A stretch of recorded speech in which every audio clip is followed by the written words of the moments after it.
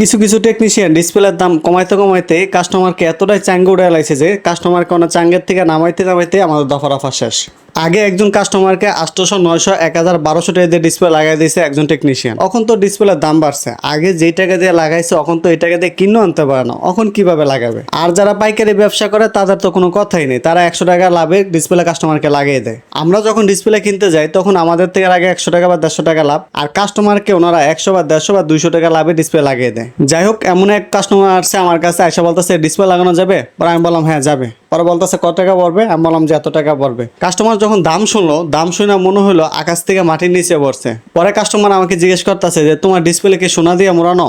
পরে আমি কইলাম কেন? বলো যে আমি কিছুদিন আগে Y20 ডিসপ্লে লাগাইছি 1200 টাকা দিয়া, আর তুমি এই ডিসপ্লের দাম কিভাবে আমার থেকে 1700 টাকা চাও? লে ঠেলা, বর্তমানে Y20 মার্কেটেই পাওয়া যায় না, আর এই ব্যক্তি কিছুদিন আগে Y20 1200 টাকা দিয়ে লাগাইছে। পরে আমি কাস্টমারকে বললাম দেখেন আমি যে দাম বলছি এই দামই সম্ভব, এর নিচে যদি হয় তাহলে আমার পক্ষে সম্ভব না। আপনি আরো 10 দোকান দেখতে পারেন, যে দোকানে কমে পান তাহলে সেই দোকানে আপনি দেখাইতে পারেন। পরে কাস্টমার বললো এই জন্যই তো আমি তোমাদের কাছে আসি না, ঢাকা গেলে তো দাম কম, ঢাকা গেলে তো 1000 টাকা দিয়ে লাগান যায়, 1000-1200 টাকা নেয়, আর তোমরা এত টাকা লাভ করা লাগে, ঢাকার থেকে 100 বা 200 টাকা লাভ করলে তো চলে। পরে কাস্টমার মার্কেট ঘোরার পর দেখে যে সব জায়গায় একই দাম। পরে বলতেছে ঠিক আছে তাহলে লাগিয়ে দাও। পরে মোবাইল খুললাম, খোলার পর কাস্টমারকে ডিসপ্লে লাগিয়ে দিলাম।